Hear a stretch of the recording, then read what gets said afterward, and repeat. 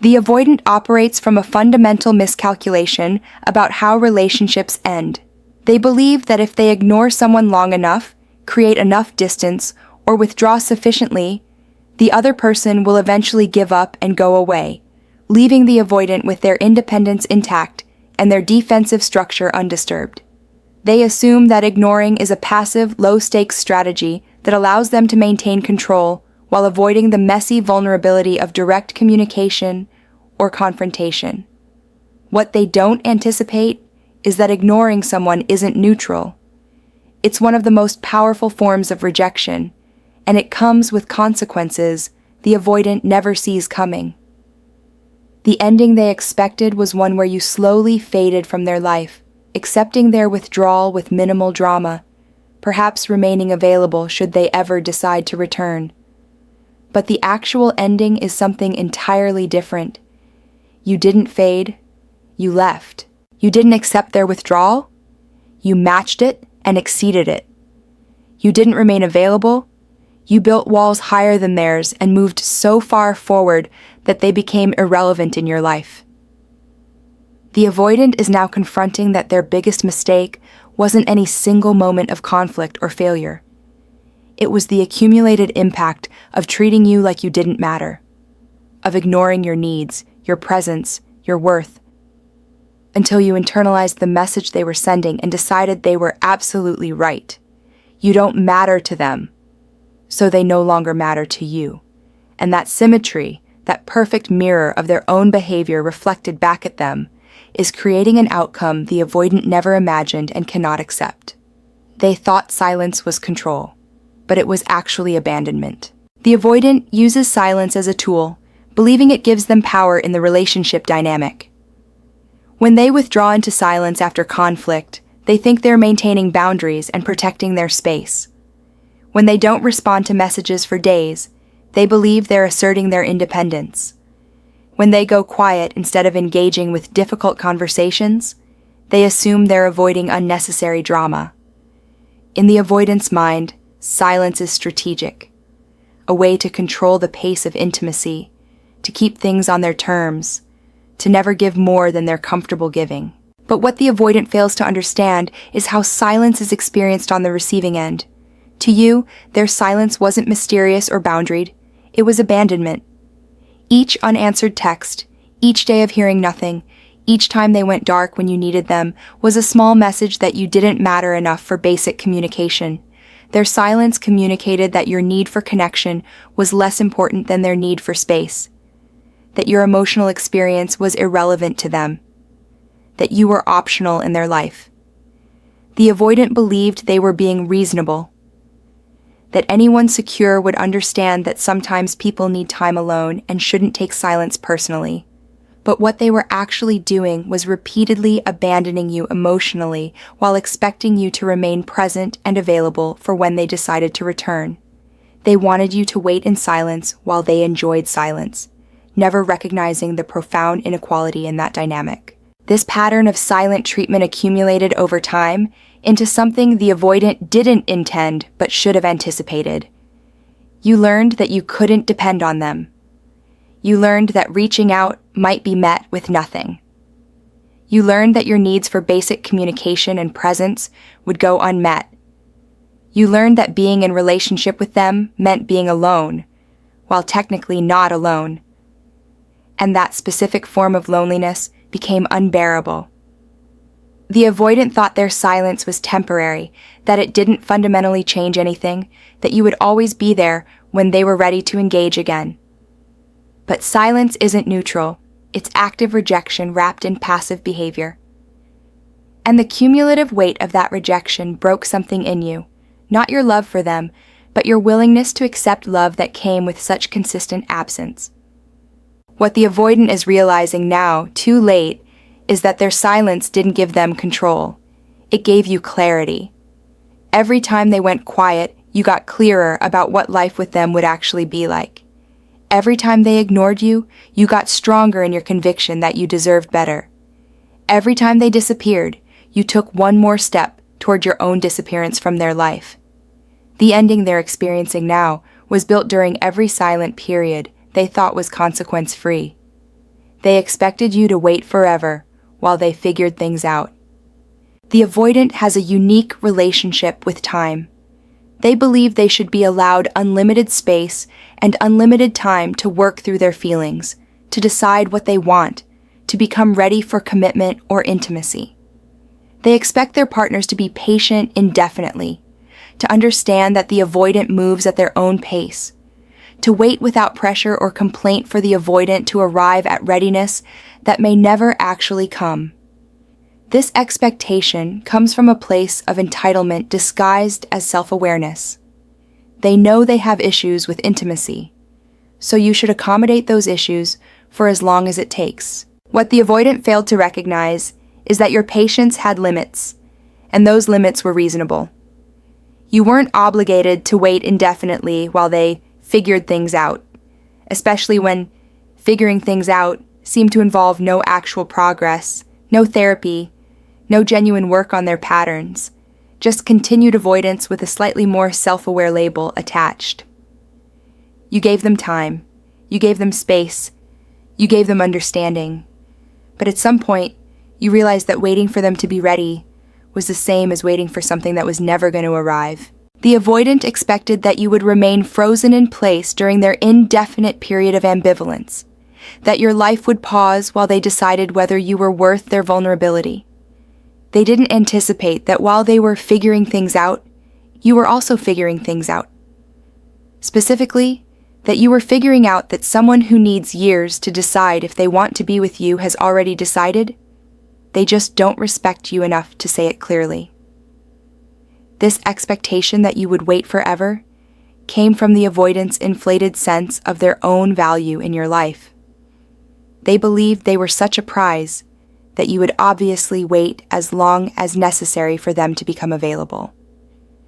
They didn't consider that your time had value, that your prime years for building a life with someone were passing, that your capacity to wait was being spent on them when it could have been directed toward someone who already knew they wanted you. The avoidant also expected that their occasional moments of presence would be enough to keep you waiting. A sweet text after a week of silence, a good conversation after months of distance, a night of intimacy after prolonged withdrawal.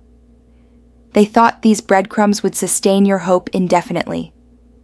They didn't realize that each breadcrumb was actually providing contrast that made their usual absence more stark, more unacceptable, more obviously inadequate. What the avoidant is confronting now is that time moved forward whether they were ready or not.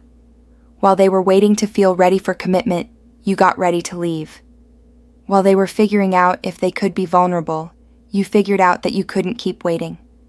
While they were deciding if you were worth the risk, you decided they weren't worth more of your time. The ending came not when they were ready for it, but when you were done waiting for them to be ready for you. They ignored every warning. You gave that you were reaching your limit. The avoidant didn't arrive at this ending without warning. You communicated your needs clearly, expressed when you were unhappy or feeling neglected, and told them explicitly that you couldn't continue indefinitely in a relationship that wasn't meeting your basic needs for connection and presence. But the avoidant ignored these warnings, operating from a dangerous assumption that your words didn't represent real limits, just emotional expressions that would blow over once you calmed down. Each time you expressed hurt or frustration, the avoidant minimized it. They told themselves you were being too sensitive, that you were overreacting, that you'd feel better after some space. They didn't take your communications seriously because you stayed despite your complaints, and staying told them more than your words did. As long as you remained, the avoidant assumed your threshold for their behavior hadn't actually been reached, that you were simply venting emotions rather than describing genuine limits. The avoidant also ignored warnings because acknowledging them would have required change, and change felt impossible or unnecessary to them. It was easier to dismiss your feedback as neediness than to examine their own behavior. It was simpler to frame your requests as excessive demands than to recognize them as reasonable needs. So each warning you gave was filed away as evidence of your emotional instability, rather than as valuable information, about the sustainability of the relationship. What the avoidant failed to understand is that people don't warn forever. There comes a point where someone stops expressing their needs because they've accepted those needs won't be met. There comes a moment when the complaints stop, not because things are better, but because the person has emotionally detached and is preparing to leave. The avoidant mistook your silence, after months of expressing dissatisfaction, as acceptance, when it was actually resignation followed by strategic planning. The warnings you gave were opportunities, chances for the avoidant to recognize the seriousness of the situation and make changes before it was too late. But the avoidant squandered every opportunity, confident that you would always be there no matter how many warnings went unheeded. They didn't realize that each ignored warning was bringing you one step closer to the door, that your emotional investment was draining with each unmet need, that your love was being slowly killed by consistent neglect. Now the avoidant is experiencing the ending that all those warnings were describing, and they're shocked. They're claiming they didn't see it coming, that you left suddenly, that they didn't know things were that bad.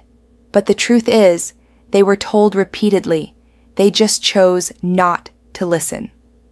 The ending isn't surprising. It's the inevitable result of ignoring every sign that the relationship was unsustainable and every warning that your patience was running out. They mistook your patience for permanence. Perhaps the most dangerous miscalculation the avoidant made was interpreting your patience as evidence that you would always be there.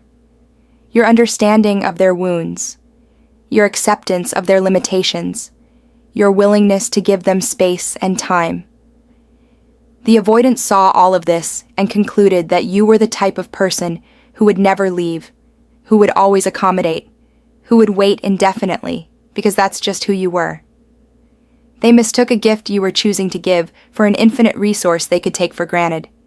The avoidant didn't recognize that your patience was active, not passive. You were actively choosing to be patient, making daily decisions to extend understanding and grace despite your own needs going unmet. Each day you stayed was a choice, not a guarantee.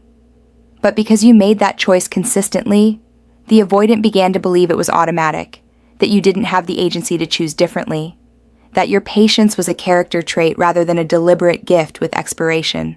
This miscalculation led the avoidant to test your patience constantly without realizing they were depleting it. Each time they withdrew without explanation, each time they ignored your needs, each time they prioritized their comfort over your pain, they were spending from your patience account. But they never checked the balance. They assumed it was bottomless because you'd never shown them otherwise. They didn't understand that patient people can reach their limit, that understanding people can run out of understanding, that the most giving people eventually have nothing left to give. The avoidant also failed to recognize that patience is contextual. You were patient while they worked on their issues, but they weren't working on their issues. You were patient while they figured out what they wanted, but they weren't figuring it out. They were avoiding figuring it out. You were patient through their fear of intimacy, but they weren't facing that fear. They were indulging it while expecting you to accommodate it indefinitely. Once you realized that your patience was enabling avoidance rather than facilitating growth, it made sense to stop offering it. What the avoidant is discovering now is that the most patient people often make the most decisive exits. Once someone who has been extremely patient and understanding reaches their limit, they don't look back. They've already given you every chance. They've already extended every courtesy. They've already waited longer than most people would have. When they leave, it's final, because they've exhausted their capacity for patience and will not repeat the cycle by giving you another opportunity to waste it. They thought you needed them more than they needed you. The avoidant operated from a fundamental power imbalance in their mind. They believed you needed the relationship more than they did, that you were more invested, that you had more to lose by leaving. This belief gave them permission to treat the relationship carelessly because they assumed you would never actually leave. If you needed them more, then your threats to leave were empty. Your expressions of unhappiness were just emotional noise. and your standards were negotiable because you couldn't afford to enforce them. This perception came partly from your visible investment in the relationship. You were the one initiating connection, expressing feelings, trying to make things work.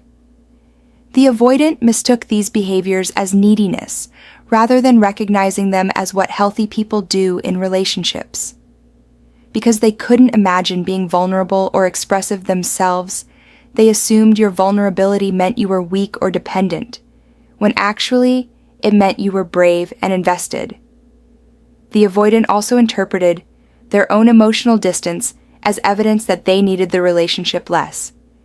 In their mind, the person who cares less has more power, and they were determined to be that person. They didn't realize that appearing to care less isn't the same as actually needing less. It's just being more defended. Underneath their cool exterior, they needed you desperately, but they hid that need even from themselves, which made them blind to the fact that losing you would devastate them. What the avoidant failed to consider is that the person who seems to need the relationship more might simply be the person who's better at recognizing and expressing their needs. You weren't more dependent.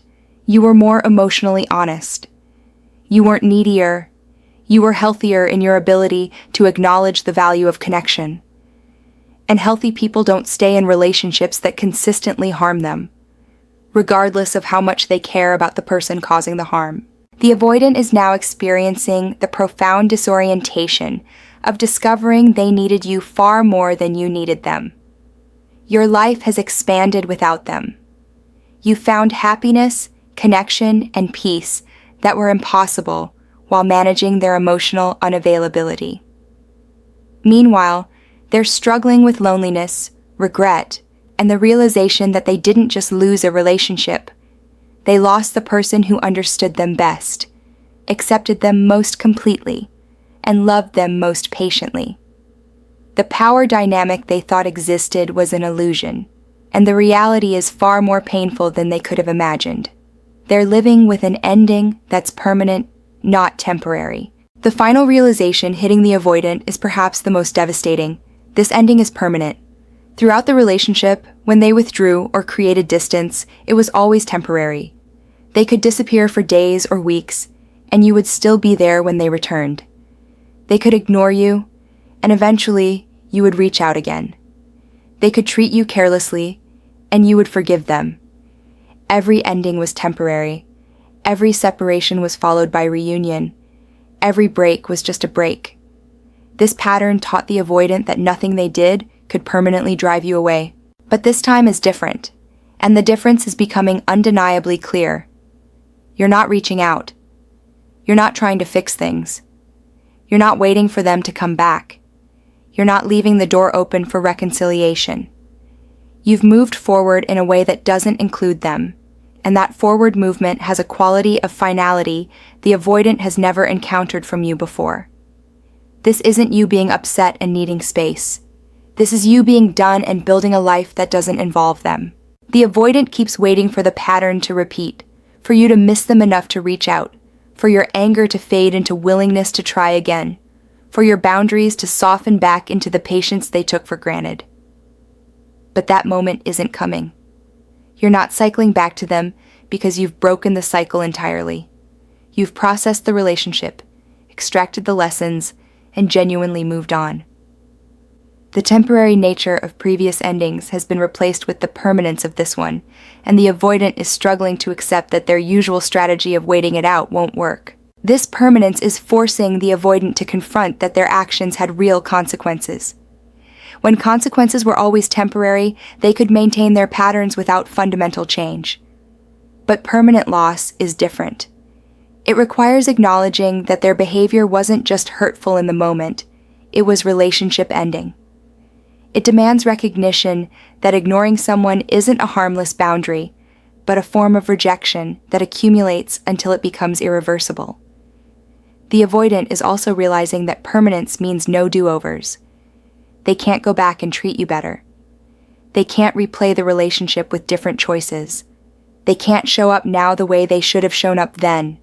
The opportunity to love you well has passed, and no amount of regret or newfound awareness can resurrect it. They're left with the haunting recognition that they had something precious, treated it carelessly, and lost it forever. What makes this permanence particularly painful is that it's self-inflicted. The avoidant created this ending through their consistent choice to ignore you. Every time they went silent, they were building toward this permanent silence. Every time they treated you like you didn't matter, they were moving toward a future where they don't matter to you. The ending they're living with isn't something that happened to them. It's something they created through the accumulated weight of their own neglect.